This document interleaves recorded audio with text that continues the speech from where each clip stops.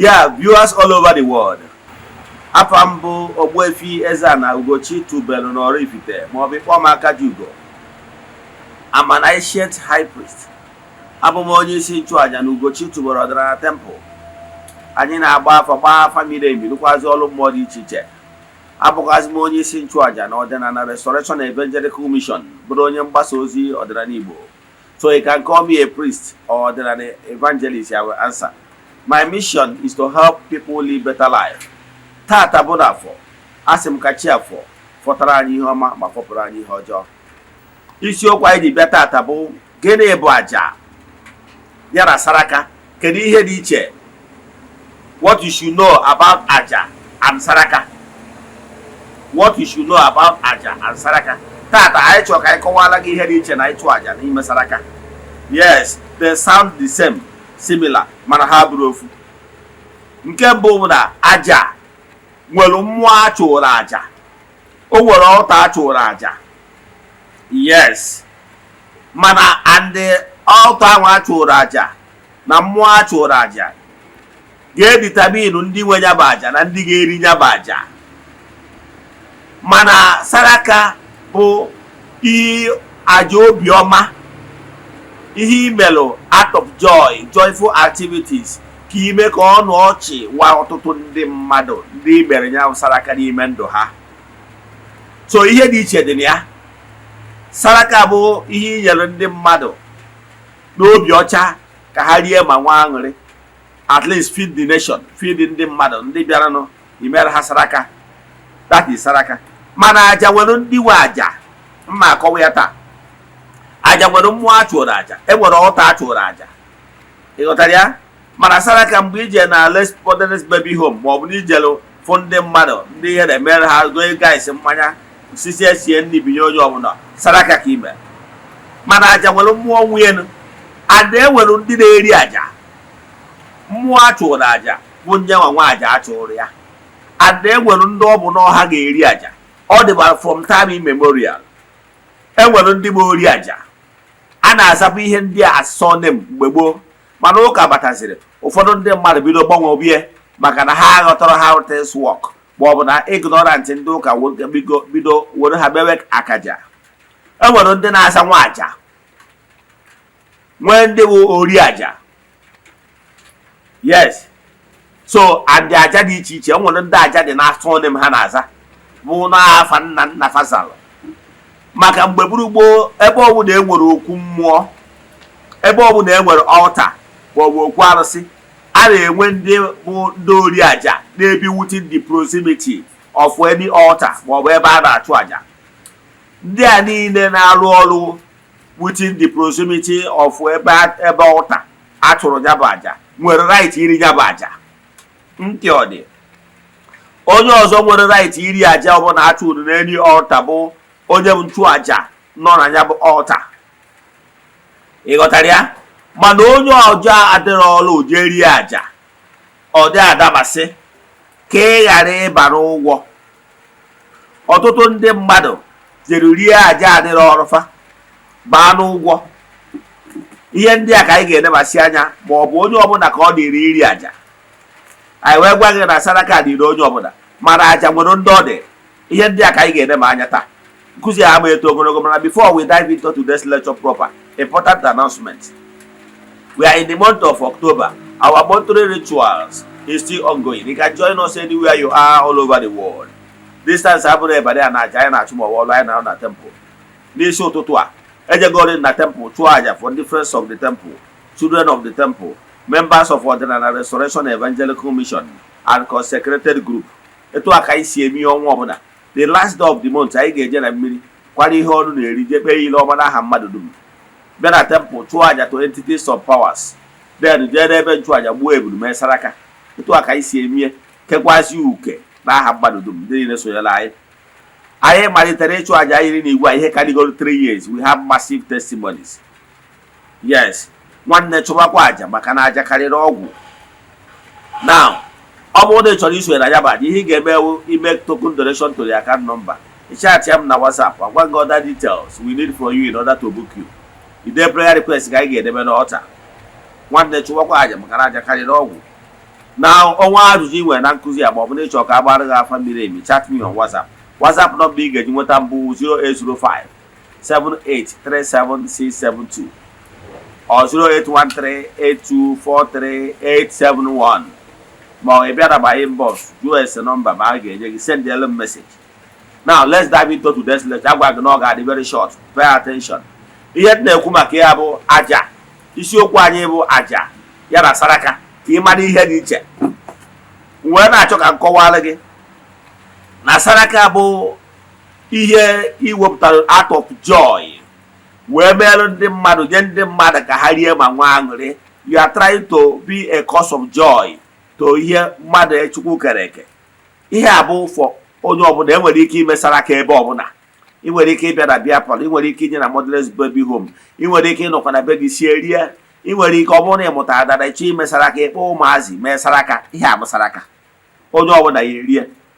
O nwere any effect, o nwere any after effect, nothing because ihe a imerie n'obi aṅụrị ka ị bụrụ a cause of joy to ihe Chukwu kere eke, mmadụ Chukwu kere eke, ime ya o nwere any after effect at all, go to be anywhere.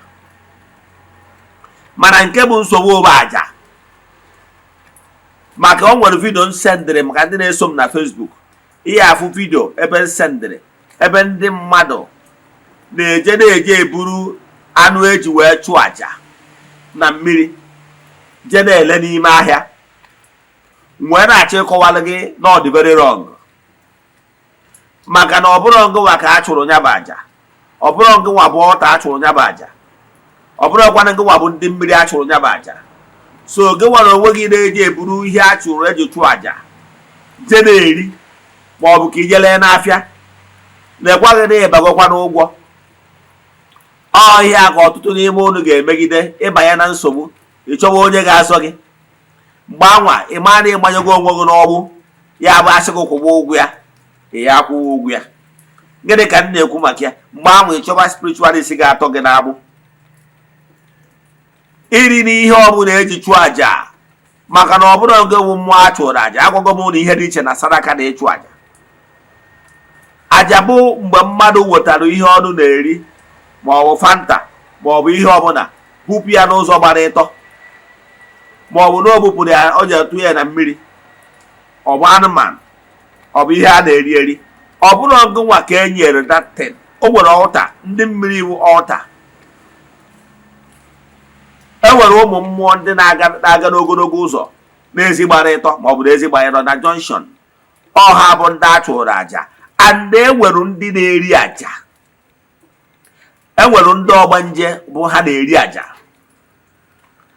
Onye ọbụla ndị ọgbanje ahụ nọ n'ime nwekwara right ije eri aja, dịka ndị enyi na-afụ n'ụzọ na-akpọ ha mad people, ndị ara. Aja a chụpụrụ n'ogologo ụzọ, aja a chụpụrụ na junction, ha ga-erie maka na ha bụ nwa aja. Betu ọfụ na ha bụ ndị ọgbanje na-eme ha, ọ bụrụ ọgbanje enu ala. Ọfụ aja orie. Ndị nke na-etu anyị nwere problem. Maka ihi na mmụọ abanyego n'ime ha, the possess of them, so they can actually eri ihe aja. O nwere ihe ga-eme ha. Onye abata dị ga-afụ a mad person from year to year, 20 years, 30 years, ọ ka na-ahịa na ọ na-eje ụlọ ọgwụ, mana o nwere ihe na-eme maka na mmụọ a possess gị. So ọ dị likely na ọ ga-eri ihe eji echụ aja, o nwere ihe ga-eme. Mana gị nwa eburu ọnwa aja, iburu ori aja maka ihi ogologo akpịrị, ma ọ maka ihi na na-efuru na-laikiri ego. Ọ bụ ọgwa na iyi erie na ọka ije buru ya wee je chụta ego. Nekwa gị ego ihe achụta na iji elenya bụ anụ n'ahịa, nsogbu ọ ya ebute n'ezinụlọ gị, ego a ma gwọrọ ya maka na ịwụ iji ewere ihe adịrọ ọrụ gị. Akwụkwa m ihe ọzọ na-etu Igbo spirituality si wee dị. O nwere ndị bụ ndị bụ aka ji ọfọ okwu mmụọ ọbụla ma ọ bụ arụsị ọbụla dị n'obodo. E nwekwazịrị ndị ji egbawa na mmụọ ma ọ bụkwara arụsị mbamba, ma ọ bụkwanụ ndị bụ na ha jee jekwuru mmụọ maka ihe na a na-achụ ha ọchụchụ. Ndị na-etu agụgụ onwe ha to mmụọ. Ụdị na-etu a na-anọzi na-eri ihe e wetara na mmụọ dịka onye agọọlụ mmụọ. Ndị a niile bụ nwa aja ma ori aja.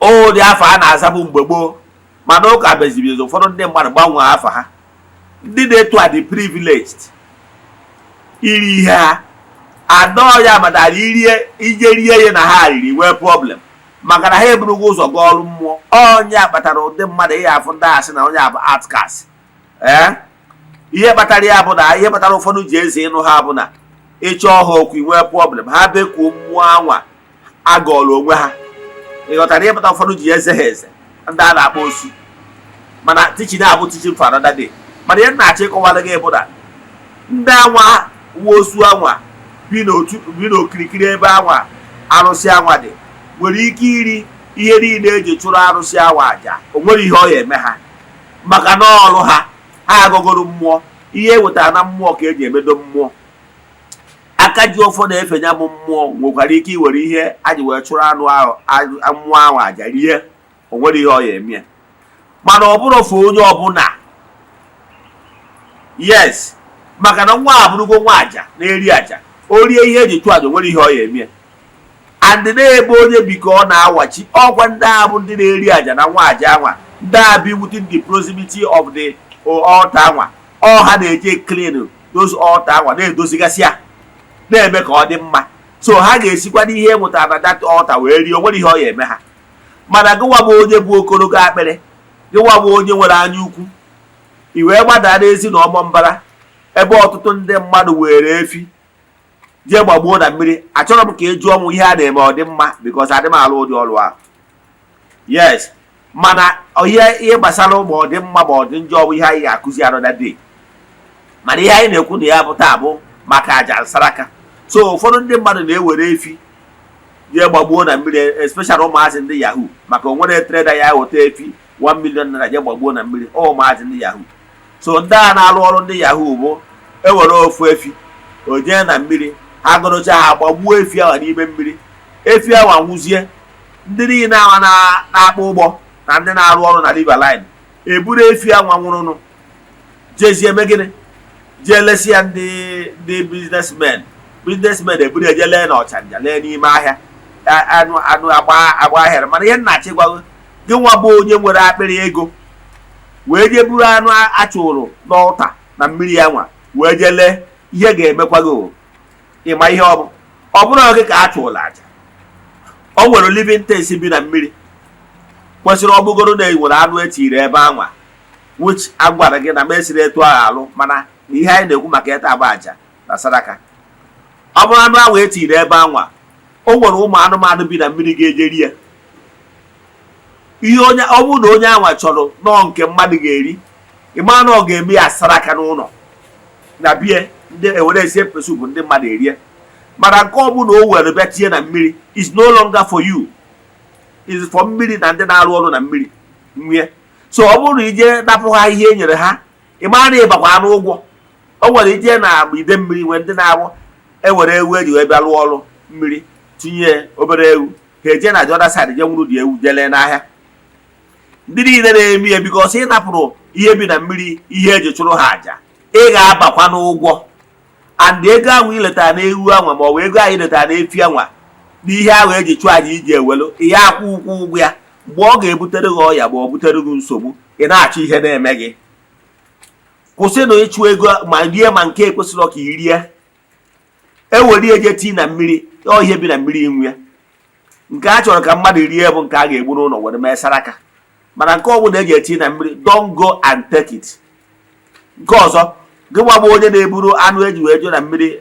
atụrụ aja anụ ngwere anwụ jee lee n'ime ahịa ịdịkwa very wicked because na anụ ahụ ụfọdụ n'ime ha emebiwe ego ka m kwụsị ebe a inwe ajụjụ na nkụzi a ịchụọ m ajụ na WhatsApp nọmba mana gịnị ka m na-ekwu maka ya sepụ aka na ihe ọbụla adịrị ọrụ gị ka ị ghara ịnwụ ọnwụ onye ọzọ ka ihe edebere onye ọzọ ghara ime gị aja a chụrụ bụ ụmụ anụmanụ bi na mmiri na ihe bi na mmiri ka a chụrụ jaba aja ọ bụrụ ọfọ gị nwa unu egwezi na ogologo akpịrị na ogologo ka achụta ego n'ike maka na ịchụọ ka ịchụta ego n'ike nwee ọnwụ ike ihe ike eme gị echefuna na anụ ahụ agbagburu na mmiri bụ ihe ike emere ya mana ọtụtụ n'ime unu ga-eje butere onwe unu nsogbu ibutechara onwe gị nsogbu ịchọwazie spiritualist ga-atọ gị n'agbụ mgbe ahụ ụmụ mmụọ gbawazie gị ụgwọ maka na iji erie ihe dịrị onye ọzọ.